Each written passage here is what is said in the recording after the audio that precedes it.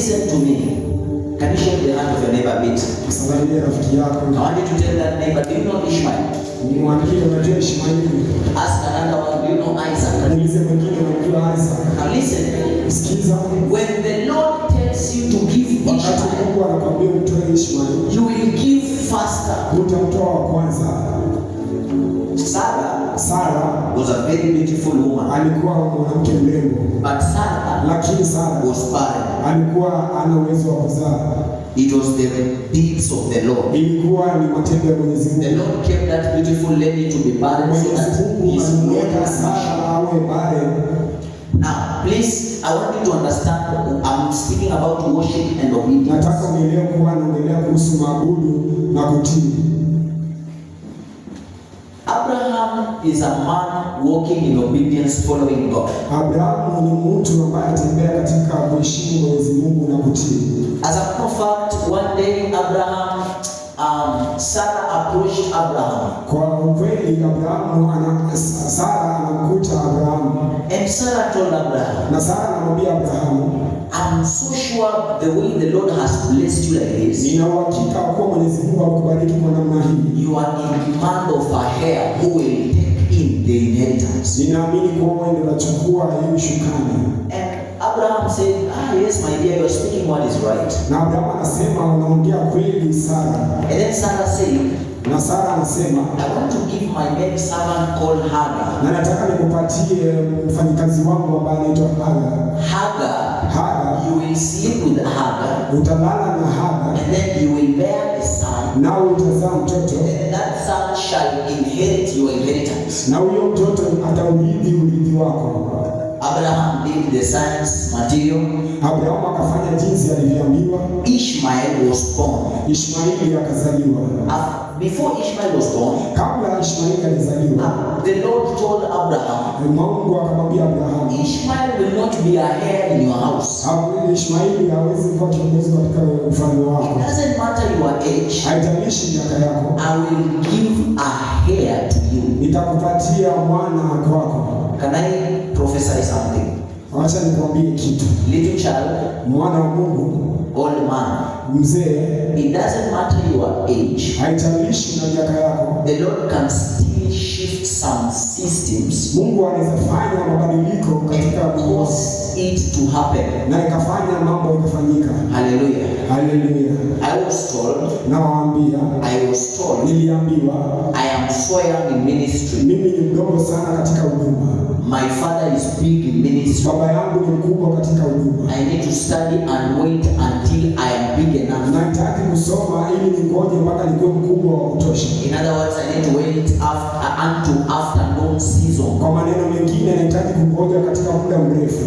Afternoon season. Katika muda mrefu. Because on my morning season, Kwa sababu wakati wangu wa I'm mchana supposed to be in ministry. sikuwa katika huduma. And that thing made me to cry a bit. Na hiyo kitu ilinifanya nikalia kidogo. I saw people who are against me serving the Lord seriously. Nikaona watu ambao kinyume na mimi wakimtumikia Mungu kwa ukweli. And I was telling God, Na Biblia nikamwambia Mungu, Jesus was 12 years old. Yesu alikuwa na miaka 12. He sat at the synagogue Aliishi katika sinagogi with the teachers, the Pharisees. na walimu wa He Mafarisayo, was throwing challenges. na akapitia taabu mingi. Only 12 years old. Miaka 12 peke yake. Walk through the Old Testament, you will see people who have been ordained by God 8 years. Miaka 8 utaona watu ambao wameinuliwa na Mungu. 16 years old. Miaka 16. And then somebody is telling me, wait until you are in 30. Na mtu ananiambia ningoje mpaka nifike miaka 30. What is the aspect of you being born again if you cannot deliver? Ni maana gani ya wewe kuzaliwa tena na ukakose kuokolewa? Abraham believing in God and walking with God. kumwamini Mungu na kutembea katika njia za Mwenyezi Mungu. Then the Lord appeared to Sarah. Na Mungu anamtokea Sara. I didn't want to teach everything concerning Abraham because it is a sermon that can take 23 hours. Sitaki kuwafunza kitu kuhusu Abrahamu kwa sababu ni mafundisho I'm picking two things. na wachukulia vitu viwili. When Abraham chose to obey, Abrahamu alipochukua kuheshimu, visitors came into the house of Abraham. wageni walikuja katika nyumba ya Abrahamu. And then Abraham escorted the visitors after the gathering. Abrahamu akaongoza wageni katika hiyo huduma. And then the visitors told Abraham, Wageni wakamwambia Abrahamu, your wife Sarah shall have a son. mke wako Sara atakuwa na kijana. Thus saith the Lord, you shall name that son Isaac. Nami nakwambia utamwekea jina huyo mtoto Isaka. The angel of the Lord came to Sarah. Na malaika wa Mungu wakamtokea Sara. Sarah doubted Abraham's message. Sara akakuwa na shauku katika. And then when Sarah was told about Isaac, Na Sara alipoambia kuhusu Isaka, Sarah doubted the message. Sara hakuamini hiyo maneno. The angel of the Lord, Malaika wa mbinguni. I believe the angel was like, don't you think I've just come from the throne of thrones? Malaika alikuwa anauliza kuwa How can I come with a deceitful message to you like this? Niweza toa wapi maneno haya?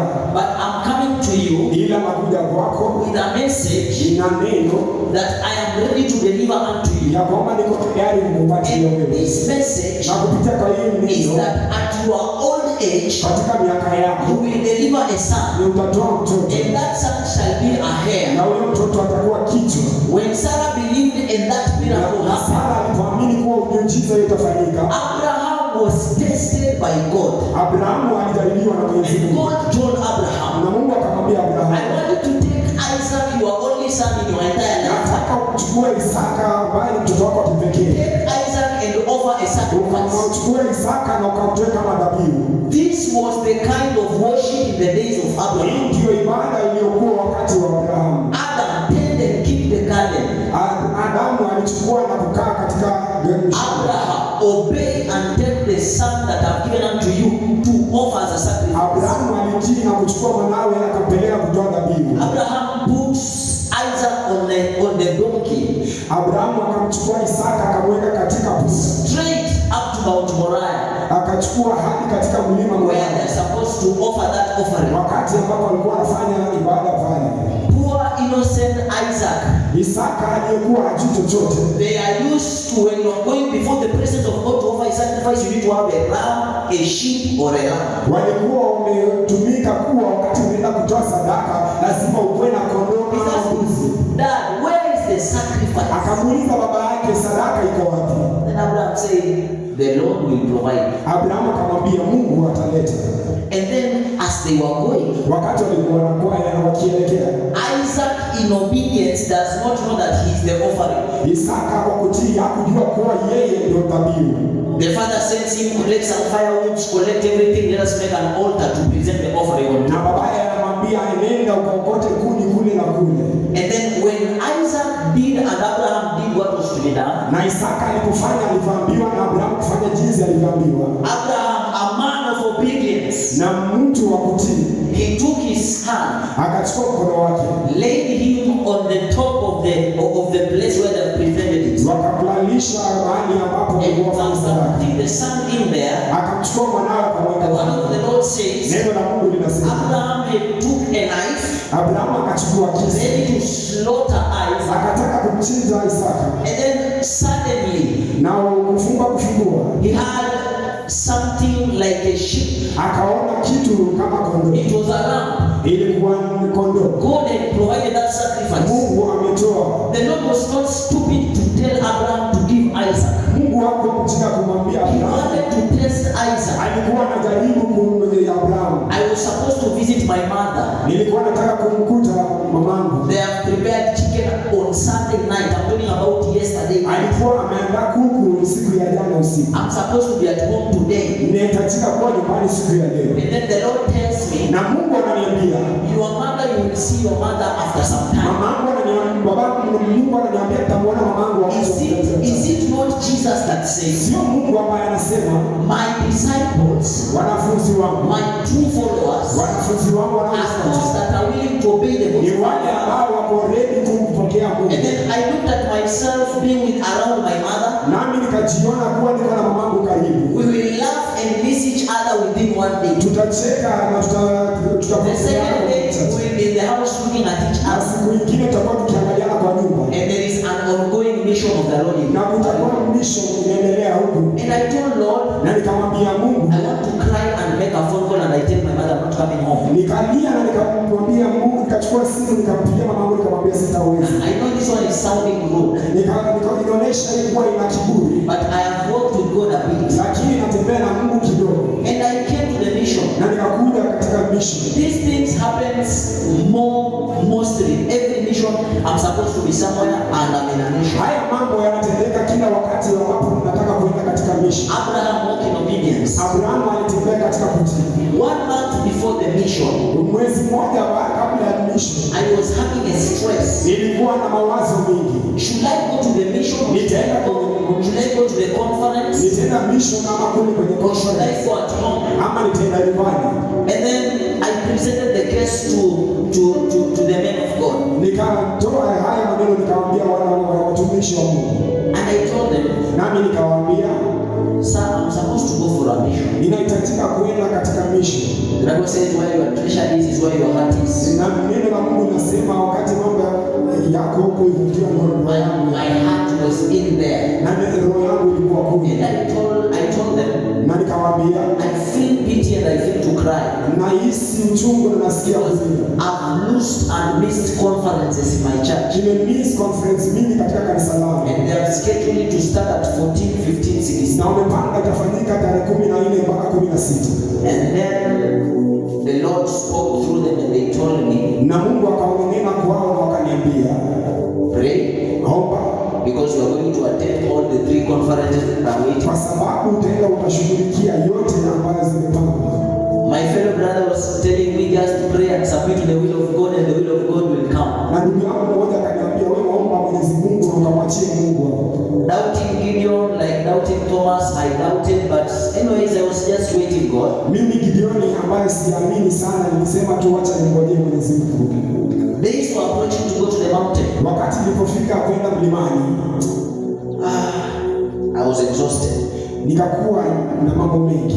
I packed my clothes. Nikapanga mambo yangu. I went for a retreat. Nikaenda katika kutembea. And then I went home. Na nikaenda nyumbani. When I was at home, Wakati nilipokuwa nyumbani, I had a dream. nikaota ndoto. Sunday night, it was on Saturday night. Usiku wa Jumamosi, Sunday morning, Jumapili asubuhi, I dreamed about mission. nikaota kuhusu mahali hapa. Before I come to that dream, Kabla sijafika katika hiyo ndoto, I was one day taking a 7 days retreat.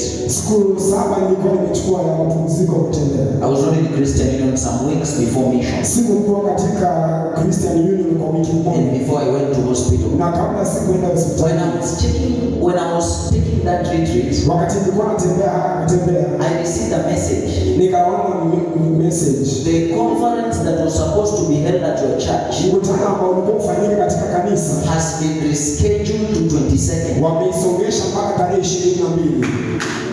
Faithless believer will not clap hands. Wale ambao waamini hawatapigia Mwenyezi Mungu makofi. Faithful believers will say amen. Wanao imani watamwambia Mungu amina. And after that, Na wakati ulio that was one. hiyo ya kwanza, My faith was still shaken imani yangu ilikuwa bado ni mzito, because I still have some things to do. kwa sababu nilikuwa na mambo mengi ya kufanya bado. I went home. Nikaenda nyumbani, I asked my aunt, nikauliza shangazi yangu, Auntie, I have 2 disturbing problems and all of them are important. shangazi, nina mambo mawili ambayo yananisumbua. I'm supposed to go to mission. Ninahitajika kuenda katika mission, I'm supposed to oversee and prepare for a conference. nahitajika kupanga mambo ya mkutano. My mother has bore a son, a daughter. Mamangu amepata mtoto sana. We are supposed to go as a family into that place. Tunahitajika kwenda kama familia mahali pale. It is this week. Hii In wiki fact, it is tomorrow. ni kwanza I'm supposed to go there and I'm supposed to go into mission. ninahitajika kwenda mission, ninahitajika kuwa nyumbani pia. And I told my aunt, what should I do? Nikauliza shangazi yangu nifanye vipi. My aunt told me a good answer. Shangazi yangu ananiambia nisitakujibu For mission, is it prayer? kwa sababu mission ni ya maombi. I said, yes, it is prayer. Akasema ndio, ni ya maombi. And then she said, Akasema go for the mission. nenda katika huduma. While she was speaking, Wakati alikuwa ananena, the Holy Spirit was communicating. Roho Mtakatifu alikuwa ananiongelea ndani yangu sana. Mission is a 1 week time. Huduma ni ya wiki moja. It is a chance. If you lose it, you will never have it. Ukipoteza hautaipata tena, maana ni chance ya siku moja. I know we have a mission on December, yes. Najua tuko na mission ya December. But Baringo will never be the same as Kapkei, will never be the same as Kericho, will never be the same in Mosul. Lakini Baringo haitakuwa sawia na Mosul, itakuwa sawia na Baringo is not the same as December mission. Baringo haitakuwa sawia na ya December. And then I was encouraged. Na nikajipata mimi. I woke up Sunday morning. Nikaamka asubuhi ya Jumapili. I went to my home church. Nikaenda katika kanisa langu la nyumbani. I was received Nikapokelewa as a pastor. Kama mchungaji. But I sat at the back door. Nikakalia kule nyuma. I was laughing a bit. Nikakuwa nacheka kidogo. One day I was listening to a certain sermon. Siku moja nilikuwa nasikiliza mahubiri kidogo. Then a man of God said, how embarrassing when you walk into the front seat and then they embarrass you to take you back to the Itakuwa vibaya haje ukalia kiti cha mbele alafu wakakutoa kuweka katika kiti cha nyuma. With all anointing, I decided to sit at the back. Nikaamua keti katika kiti cha nyuma. That yesterday I was watching the praise and worship at my church. Siku ya jana siko katika kikundi cha maabudu katika kanisa langu. I arrived at church at about 9. Nilifika katika kanisa kwa muda wa saa 3. I was listening to the word. Nikakuwa nasikiliza neno and I was crying while I was listening to the word. Nikakuwa nalia wakati nasikiliza hiyo neno. Why am I crying? Mbona ninalia? It's because I'm crying because of the mission in Baringo. Ninalia kwa sababu ya huduma ambayo inafanyika Baringo. When I was in that place, wakati nilikuwa nimekaa kule nyuma, God was telling me I'm about to provide people who will fill in the gap of what you are going to do here. Mungu akaniambia niko karibu kuwaleta watu ambao watakalia mahali ambapo utakosea wewe. And then after there, baada ya hapo, it was 11. Ilikuwa saa 5. I tried to call vice chair, I called chair. Nikajaribu kumpigia chairman na vice chairman. But I called a certain brother. Nikapigia ndugu mmoja. I told that brother, what time are you leaving for me? Nikamuuliza tunatoka saa ngapi? And they told me we are leaving at 12:30. Chair said we are meeting at 12:30. Akaniambia tunakutana saa 6:30. And I was like joking with my spirit, should I catch a flight or what? Nikakuwa nafanya mzaha na moyo wangu, nitachukua ndege ama nitafanya vipi? I did not want to come here alone. Sikutaka kuja hapa I wanted to come with the team. Nilikutaka nikuje na watu wengine. Then now chair was on. I called chair. Nikampigia chair. Chair told me we are going. We are departing at 2. Chairman akaniambia tutatoka saa 8. I was relieved. Nikasikia moyo wangu umetulia. Then I traveled to Eldoret. Nami nikasafiri mpaka Eldoret. I'm teaching you what is so hard. Ninafunza kitu ambacho ni kizito. It is very difficult. Ni ngumu zaidi. Worship.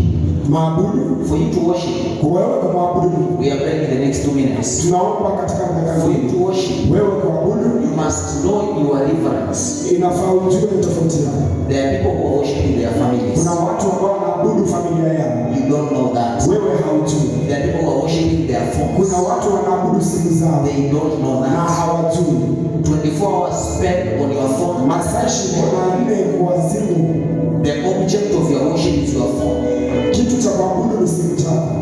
If you spend the rest of your life wakati utatumia muda wako wote looking for money, kutafuta pesa, the object of your worship is money. Kitu cha kuabudu itakuwa ni pesa. Listen. Sikiza. Abraham obeyed. Abraham alitii. He did not search for money. Hakutafuta kwa pesa. None of God said. Neno la Mungu linasema Abimelech was asleep. Abimeleki alikuwa amelala. He took Sarah. Akachukua Sara. Going to sleep with her. Akaenda kulala na Hana.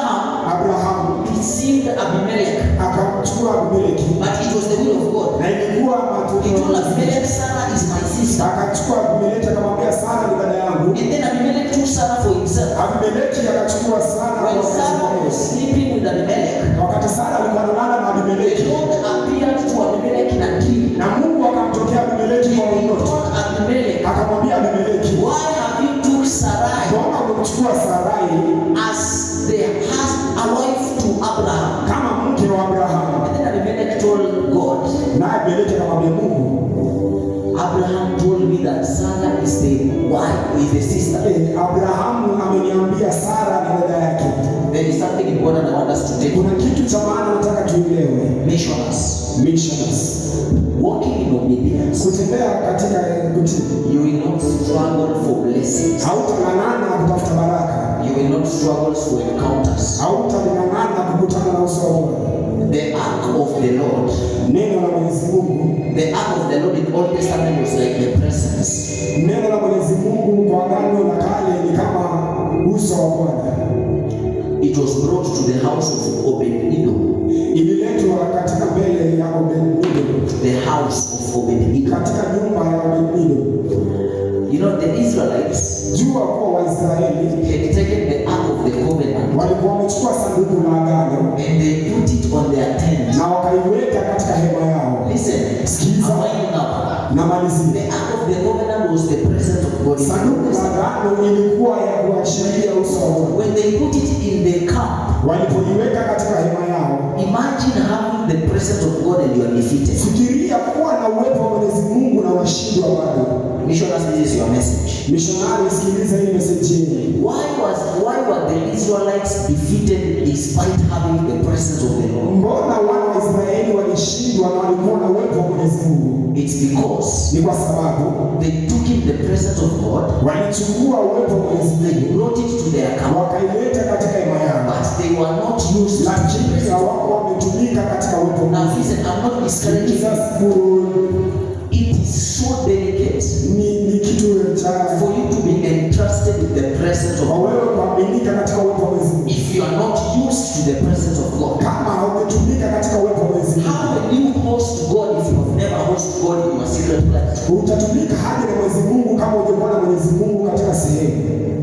And then number two, Namba ya pili, they took the presence of God for transaction. wakachukua uwepo wa Mwenyezi Mungu kwa As long as we are having the presence of God, kama tuko na uwepo wa Mwenyezi Mungu, we will win over the Hittites. tutashinda hata Wamidiani, But they were defeated. lakini walishinda. Do you know the reason? Unajua sababu ni gani? They only remembered God when they were going for a mission to fight. Walimkumbuka Mwenyezi Mungu kwa sababu walikuwa wanaenda That katika is why vita. they were defeated. Hiyo ndio sababu walishindwa. Now, missionaries, let me tell you something. Wamishonari, niache niwaambie kitu. Even after this meeting, Hata baada ya hapa, learn to live your life dedicated. jifunze kuachilia maisha yako And kuwa then learn to live your life devoted. kuachilia maisha yako kuwa ya Because life is like a journey. kwa sababu maisha ni kama safari. It is mission after mission. Ni safari baada ya The safari. difference is only that the missions you are going is not with the RTT again. Utofauti ambayo itakuwa tunakuja na RTT pekee. That's why you need to be volatile. Inafaa ukuwe volatile. That's why you need to be fire. Unafaa ukuwe moto. That's why your altar Sababu ya needs to defend you. madhabahu yako inafaa Every time you are standing, wakati unasimama, people are not seeing the clothes you're wearing. watu wataona mavazi hayo. They are seeing life. Wataona maisha. Life transporting from heaven unto the lives of people. Wataona uzima kutoka mbinguni mpaka Because mbinguni. they are seeing a man Kwa sababu anamwona mtu who is walking with God. ambaye anatembea na Mwenyezi On Mungu. that night, the Lord told Abimelech, Usiku wa Mungu akamwambia Abimeleki, I, the Lord, have withheld you from stealing. mimi na Mwenyezi Mungu na kutoka katika dhambi. I have not allowed you to sin. Sijakuruhusu kutenda dhambi. That's why I have sneaked in at the night. Kwa sababu nimekuja kwako usiku wa I leo. have come to tell you that Sarah is the wife to Abraham. Nimekuja kuambia kuwa Sara ni mke wa Abrahamu. Can we pray in the next 2 minutes? Let's pray the next. Father, can I be in a deep and intimate relationship with you, that in that relationship I be in a place whereby even the Lord himself can stand and tell me that Gideon, I was about to do something to this land, but because you are here, you will always be, you will always be my number one. You will always be, you will always be, you will always be my number one. Father, we have really come into this place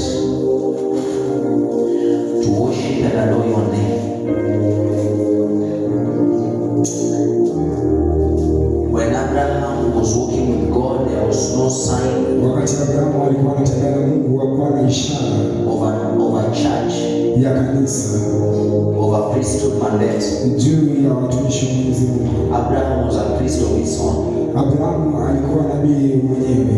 When Job, wakati Yohana was Job, wakati alikuwa Yohana, Ayubu was walking with God.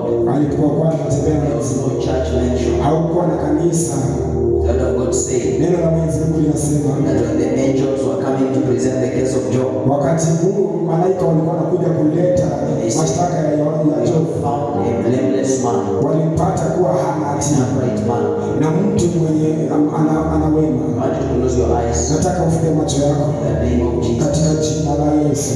I want you to make this offering. Nataka wewe useme maneno haya. Father, I desire to have an intimate relationship with you. An intimate relationship with you.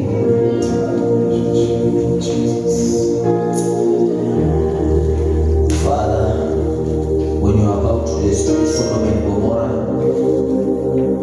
you remember Noah. And you said, I've not sought mercy for a man like Noah, who is upright before me. There is no problem in worshiping. There is no problem in doing anything. But after all the missions, is it true that God will be glorified? After all the activities, is it true that we will continue to host God? After all the assignments, is it true that we will continue to host it? In the next 5 minutes, I want you to open up your mouth and begin to pray in the name of Jesus. Father, I have come as a vessel. I have come as a vessel. I want you to open your mouth and pray. If you are able to stand, you can stand and begin to pray and tell him, Father, I have come in as a living sacrifice in Marimu County on our bed.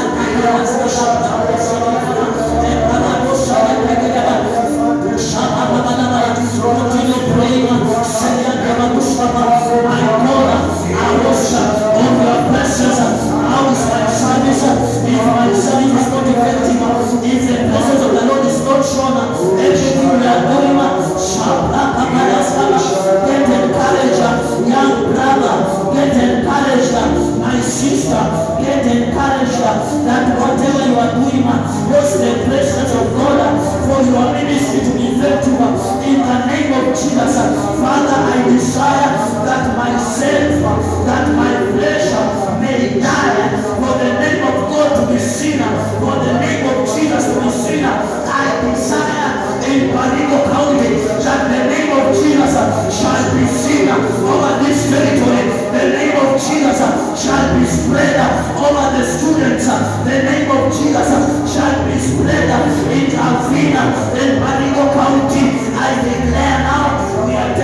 throne of the idols. In the name of Jesus, we speak unto the land. The name of Jesus shall be heard over this place. Can you stand up? Stand up in the name of Jesus. Stand up in the name of Jesus. Arise on your feet. Begin to pray and tell him, Father, I desire the name of Jesus to be seen in Marico. Declare the name. The word of God says, when the name of Jesus shall be exalted and shall be lifted, I shall draw men closer to myself. I shall draw men closer to myself. Close your eyes and pray. Close your eyes and pray. Close your eyes and pray. Don't look around. It is a matter between you and God. I want to carry your blessings. Listen. We have not come to play games or to entertain at any cost. We must produce Jesus. And then number two, we must pray. If it is prayer, we must pray. Now, please, if you don't know what to pray about this, only pray one prayer. Father, be glorified. When the name of God is lifted, He draws men. What is the assignment of Adventist in this place? It is to coordinate with the church. And through Christ, people will be brought in the church. I want you to call upon that name. That name Jesus. That name Savior. In the next 2 minutes now, arise and pray. In the name of Jesus. In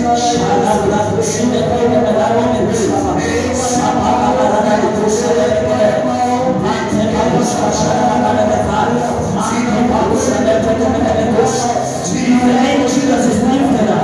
Man shall take over. Father, we invite your name. Father, we invite your name. Father, we invite your name. Father, we invite your name. Jesus, we call unto you. Jesus, we call unto you. In the name of Jesus.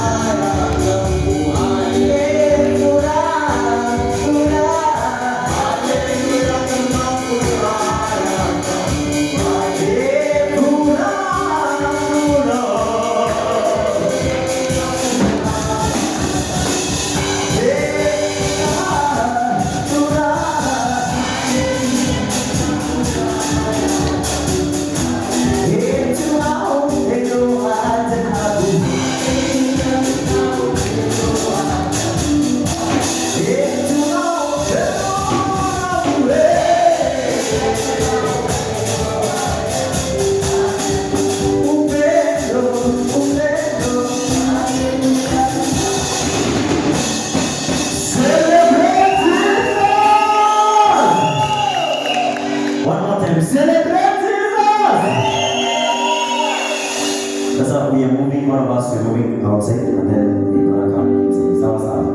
And tunaweza toka nje wote. Sawa sawa.